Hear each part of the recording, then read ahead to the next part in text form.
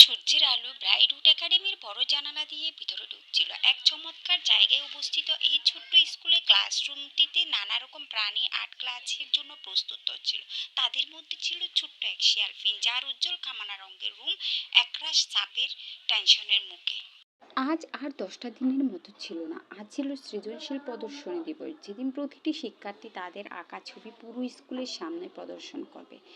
ফিলিন লেজটা খুলাতে খুলাতে তার আঁকার বাক্সগুলোর ভেতরে ছিল সাজানো ক্রেয়নগুলির সারি। সবগুলোই ছিল নতুনদের মতো, কেবল একটা ছাড়া। কমলা ক্রেয়নটা একেবারে ছোট হয়ে গেছে। ফিন তার কমলা ক্রেয়নটাকে খুব পছন্দ করতো। সেটা সব কিছুর জন্য ব্যবহার করতো, সূর্যাস্ত, কুমড়া শরতের পাতা আর অবশ্যই তার নিজের ছবি আঁকার জন্য। কমলা ছিল তার রং, কিন্তু আজ ক্রেয়নটার দিকে তাকিয়ে তার মনে হলো, এটা কি যথেষ্ট হবে? ঘরের ভেতর হইচই শুরু হয়ে গেল। পেছনের সারিতে খরগোশরা গাজরের বাগান আঁকতে লেগে গেল। তাদের আঁকা গাজরগুলো এত সুন্দর, যেন সত্যিই মাটিতে জন্মেছে। কাঠবিড়ালিরা বাদামের নকশা তৈরি করলো।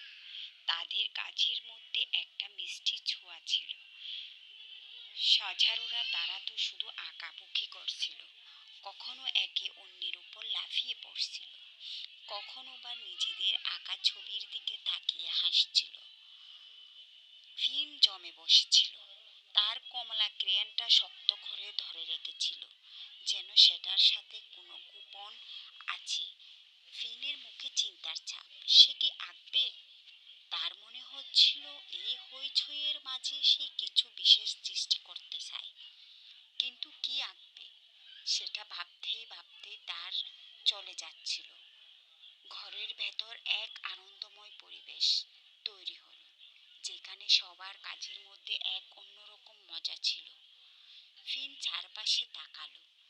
বেনি উঁচু পাহাড়ের দৃশ্য আঁকছিল, আর লিলি গভীর নীল রঙের রাতের বন। এত সুন্দর ছবির মাঝে কেমন ছবি আঁকবে? ফিন ভাবল।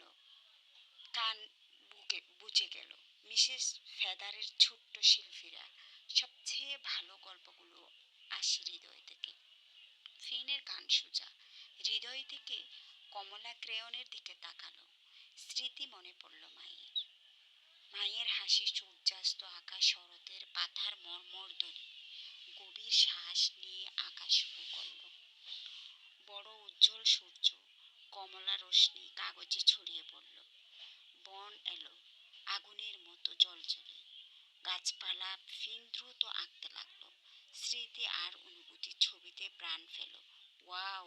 ফিন বলল, এই ভিডিওটা এটা দারুণ। ফিন লজ্জা পেল। এগুলো বাড়ির কথা মনে করায়। শেষ এক টানে ফিন ছবি শেষ করল।